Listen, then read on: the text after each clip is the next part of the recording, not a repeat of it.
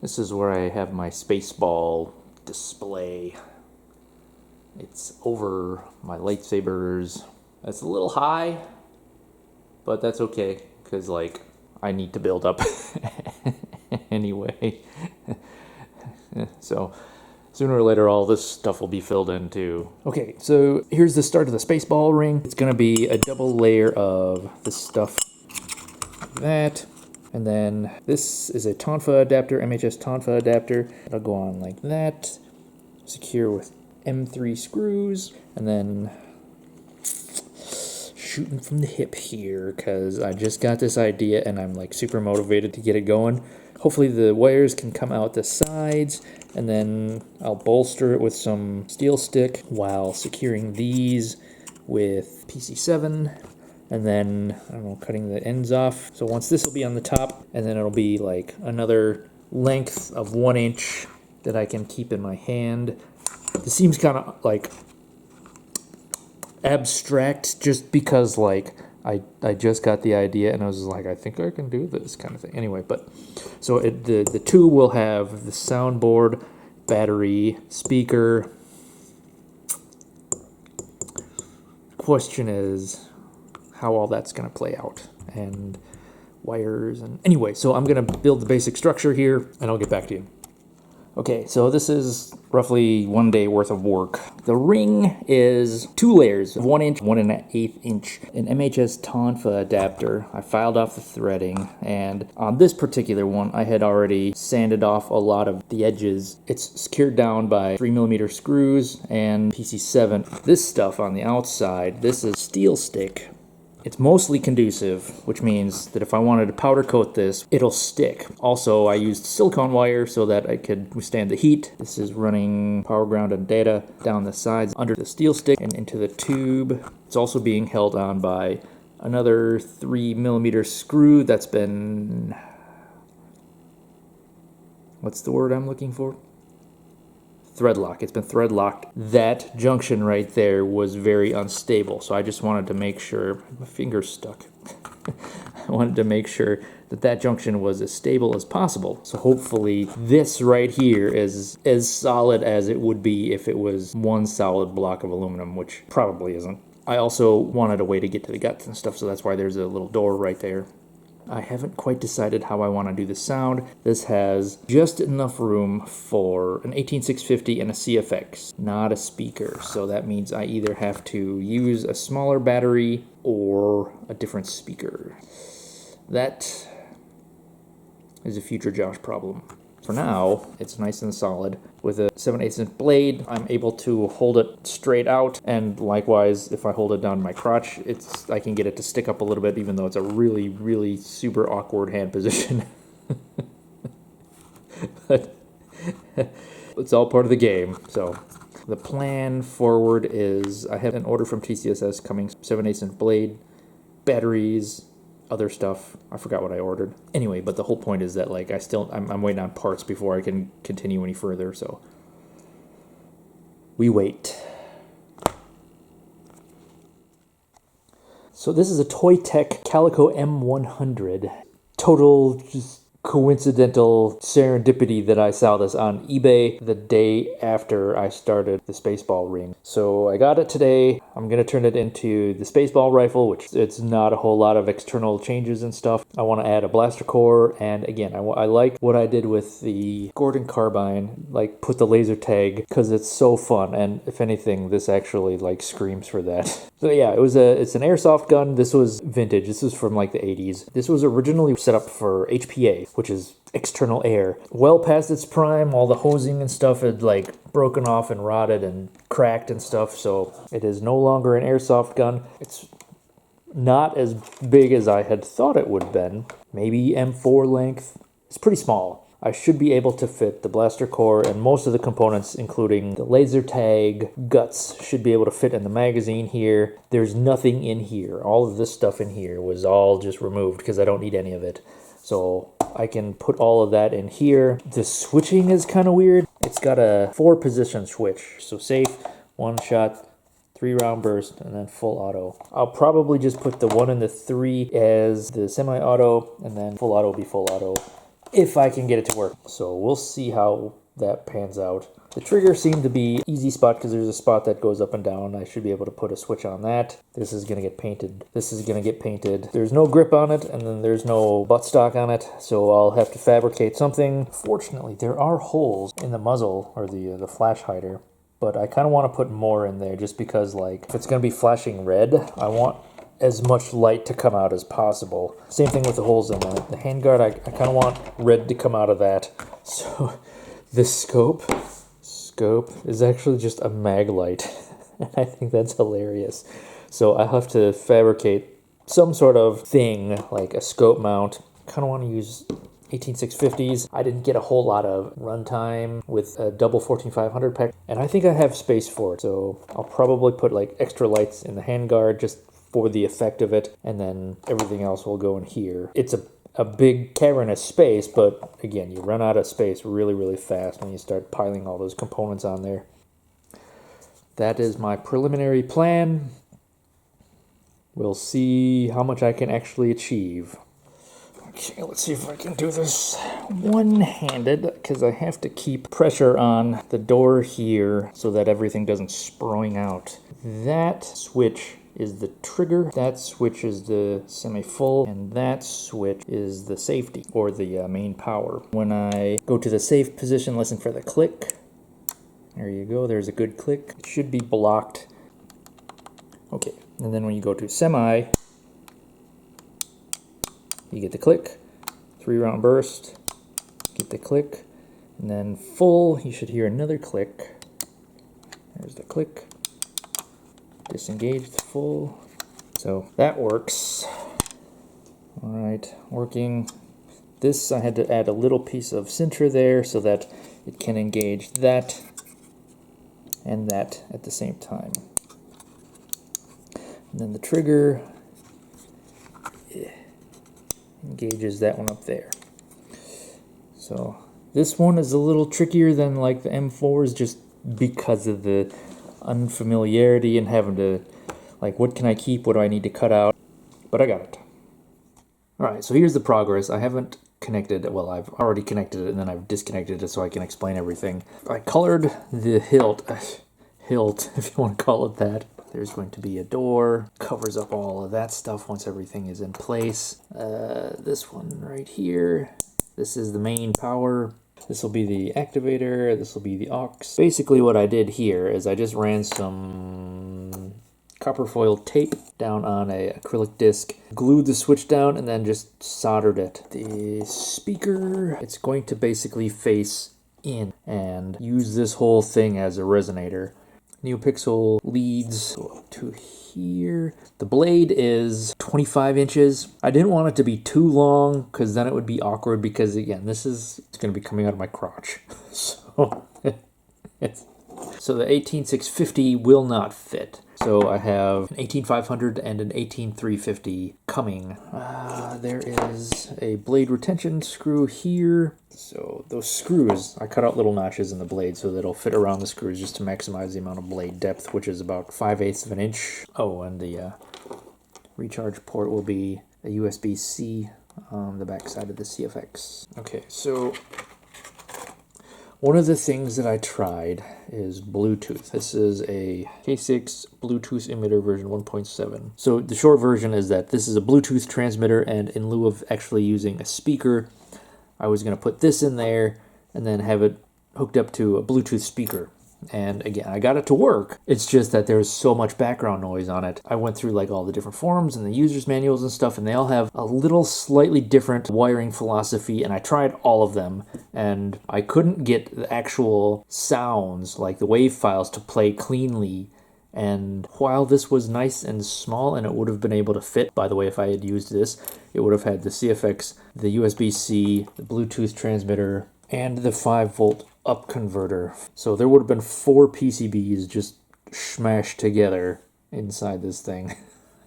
Actually, one of the problems that I ran into was that this requires a separate power source. So in addition to not being able to use that, I would have had to have another battery. So it just ended up being a not good option.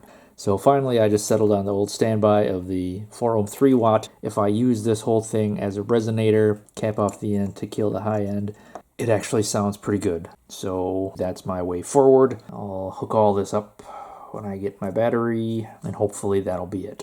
Okay, I've been talking too long. We'll get back to when I have more. Okay, so first of all, forgive the mess. It makes sense in my head, but again, I recognize that this is chaos. Chaos is a ladder. Anyway, the whole purpose of this is to see whether or not I can drive the blaster core and the laser tag off of one battery, which I know I can do, but one of the things that I specifically lost was range on the laser tag because I believe I was using less voltage than I was supposed to. So what I did is I got an up converter. So this converts 7.4 volts up to 9 volts, and that's run just parallel off of the 7.4 volts, which is feeding directly into the blaster core. Hopefully that makes sense. Spoiler alert, I already tried this and it works. Anyway, so main battery. It's turned down so that you can actually hear both. And I don't know if you can hear, but there is a sensor way down yonder.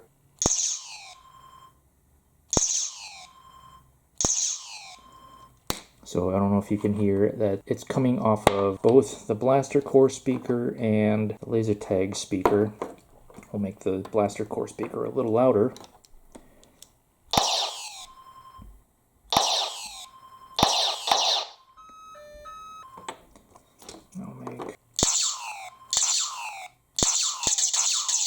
And you can see that the LED is working. Anyway, just wanted to show that off. Function check. I got everything working the way I want it, and I'm just going to go through this pretty quick just because I want to go eat.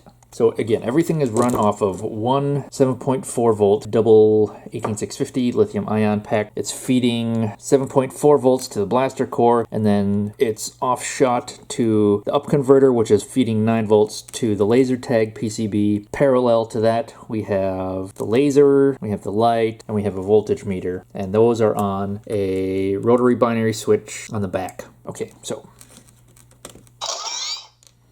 this works. Oh, by the way. Okay, so that works. And full auto. Oops. Aux.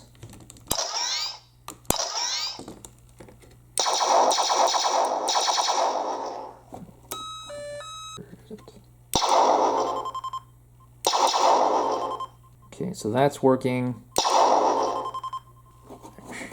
That off or it'll annoy me. Okay, so the switch, it's on off right now. Go to on, which is the laser, that's on. The light there, it's really dim. The voltage meter. This is working also. So hopefully once we get everything all put together, it still works. So there you go.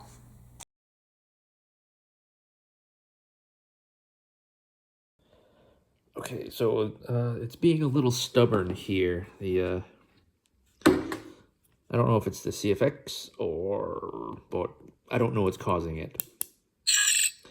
So it'll turn on just fine. I noticed a little bit of rasp there, but it doesn't want to shut off.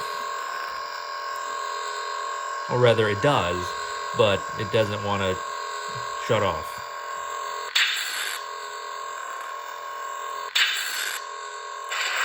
Does all the stuff.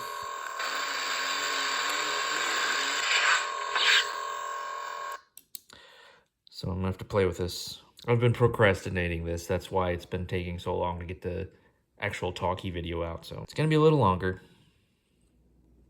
So it was a bad load on the SD card. I just pulled out the SD card, reformatted it, and then reloaded it, and now it works again. So.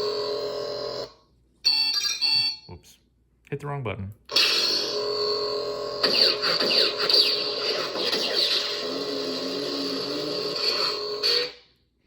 So now I'm about to finish the Spaceball talkie, so. All right, so here's all my Spaceball stuff. And by all, I mean there's 3 things here. I mean 4 if you count the stand, but like the helmet, the blaster, and the Schwartz saber. That's pretty much it, and that's all I stuck with. So I decided to call this my Spaceballs the Roleplay set. Let's just cut and then move into talk about the helmet. You see me? Hello. That was my mistake. Yeah, not really a mistake, but it's so shiny. All right, so this was a 12-inch lamppost shade, and I found it on Amazon. It was only 35 bucks, and 12 inches is huge. Holy crap, this thing is massive. So yeah, the lamppost, I had to draw the little face off of it. I had to like put it at an angle, or what looked like an angle, but they're not drawn on straight. When I had it drawn, I just hit it with a Dremel, cut the face open, and sanded everything smooth. If I were to do this again, I would do a couple of different things differently. When I started painting it, I grabbed the wrong primer. I grabbed a filler primer. I could have stripped it at that point, but again, my brain was still like, it's still good, it's still good. So it wasn't entirely smooth. I hit it with the black. I hit it with a clear coat, and I was still able to see like texture and a noticeable seam line. There's this little nipple thing here at the top that's never going to go away unless I fill it, which I didn't do. But even up until that point, my brain was still like, it's still good, it's still good. It's gone. I know. So finally what I did was I hit it with a catalyzed clear coat, and that is what actually helped the glossy finish really pop. And now I have smudges all over it, but that's fine. And one thing that you can't really tell until you start cutting is that it varies in thickness. This was the whole opening, and then this was just part of the sphere. This right here is actually a lot thicker than this part over here, and I didn't realize that until I started cutting it. And if I were to do this again, this would be the neck part, and then this would be the face part. Inside, I just got some 2-inch upholstery foam. I know the black one doesn't have the microphone, but I had a microphone, so I put the microphone on it. And there is a chin strap here. I got this off of Amazon. It was like, I don't know, a couple of bucks. So one thing that happened with the upholstery foam and adhering that was that I had it on the hot setting, and I ended up like warping. Okay, this side is pretty bad. I ended up warping the finish and like the plastic itself, and you can feel like there is a divot right there because like the plastic actually caved in from the heat, and since it was already finished, it kind of wrinkled it, and now it's this funny ugly spot. But again, like from this far out, it's so shiny you can't even tell, and again, it's fine. I went with the black one because I made the rifle and I wanted to do the security guard, not the technician. But yeah, that's my Spaceball helmet. Okay, so here's the hilt. I had to switch out a couple of the buttons. I don't know if you remember the other buttons.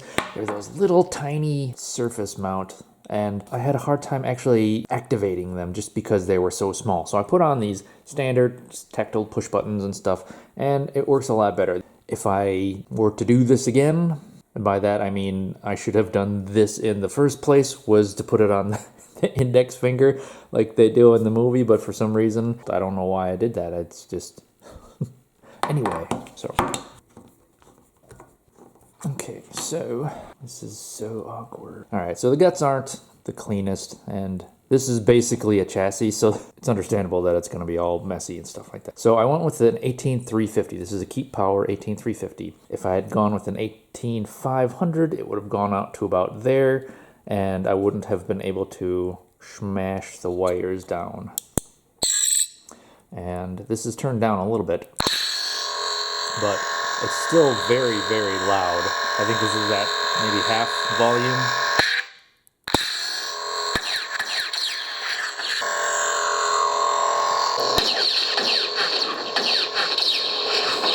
You can see it's got a nice meaty sound. I'm yelling. I don't know why I'm yelling. It's got a nice meaty sound when it's all closed up. So the speaker ended up working out great, and I didn't have to use that silly little Bluetooth. It was a good idea, theoretically. So with the end exposed like that, you get a good amount of the mid-range and the bass, but it cuts off all of that high end by aiming it into all the guts and stuff. So that's why, in my opinion, it sounds as good as it does.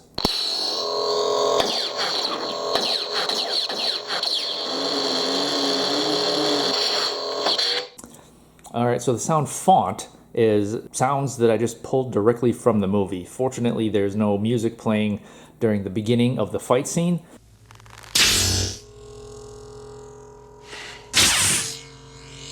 So they were nice clean pulls. And since I made the blaster, there's a blaster right there. Since I made the blaster, I already had the blaster sound.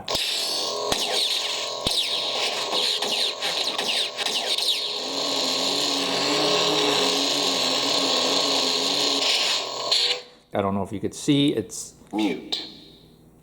It's an alternating between the green and the amber color, just to sort of represent the little twisting of the Schwartzes. Shit! I hate it when I get my Schwartz twisted. Go!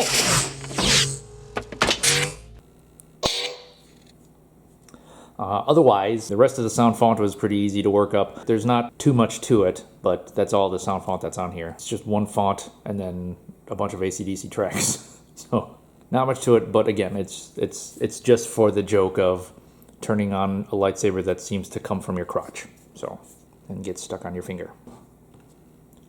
Schwartz saber. So the gun is just a blaster core with a laser tag and stuff. I already explained all that stuff. The aux is in the charging handle, and there's that switch in the back that controls the laser and battery readout. I switched the switch to be backwards, like this top one. That is the safety on position. It's backwards. This used to be the full auto switch. I wanted that one to be the full auto.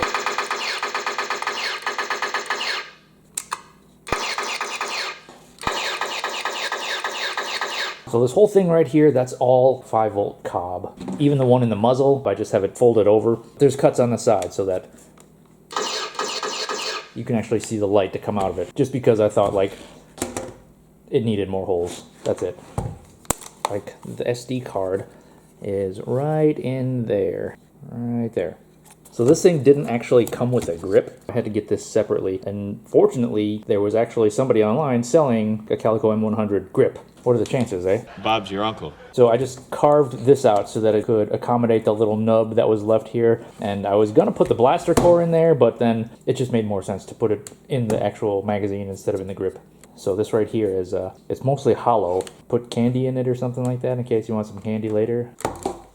The bracket here for the scope mount, this is just some sinter that I glued directly to the magazines. You can see it's not separated, it's actually glued directly on here, and then I painted around it, obviously. This is just some extra Picatinny that I had screwed directly to the mag light right here. There's a little spot where the wires come out of the mag light and then follow the end here and feed into the magazine from there. Dim ass light, I don't know why I have that. A corpse light, a light that illuminated nothing. Because it's funny, that's why I have it. And then, so we're currently at 7.67 volts in here. Why do I keep, this sling, it's just keep getting twisted. The sling material itself, this is actually, words are failing me very hard today. So this webbing, it's tubular, it's not just a single weave, it's actually the tubular stuff, and you can tell that that's what this is based on the picture, just the way it looked. That's how you can tell. I don't really know how else to explain it other than that.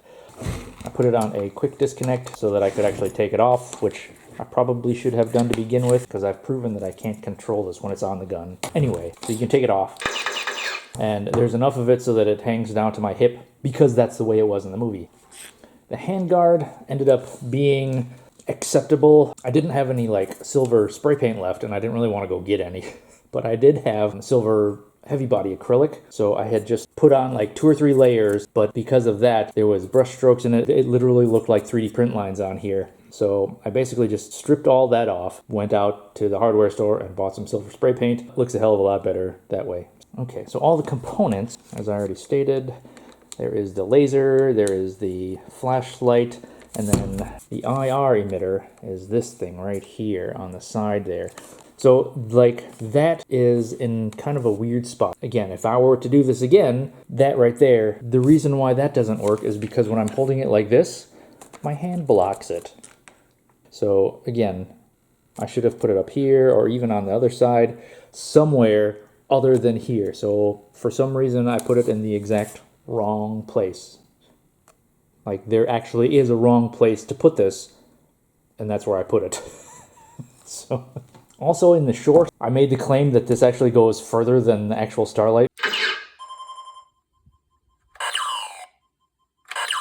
which is absolutely false. The Starlight goes about twice as far as this does. I put the sensor on like the far side of my garage. I can't actually get this to trigger until I go to like the entrance to my garage. So like a garage length, give or take, that's how the range that I get on this. A Starlight is a garage length and a kitchen/dining room length.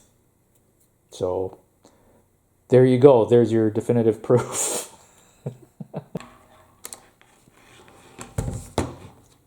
So I think that's everything.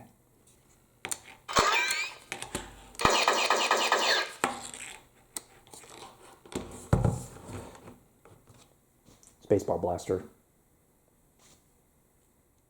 Alright, so that's all my Spaceball stuff. I don't know why I decided that I wanted to make a whole bunch of Spaceball stuff. It just sort of came up like one day I thought, hey, I can maybe do that. And it kind of popped into my head like the procedure for it on how I could do that. And from there, I found the Calico online. And then after I did that, I was like, I want a helmet too. So that's how it played out. But I don't know what triggered that for some reason. It just popped into my head. And next thing you know, I have a Spaceballs Stuff video. Looking forward to the new one coming out. I don't know when is that. Next year sometime? The year after? I don't know. But the new one's coming out. I'm looking forward to that. I love the first Spaceball movie, obviously. But yeah, it was fun. Good stuff. And we'll see you later. Function check. I got everything working the way I want it. And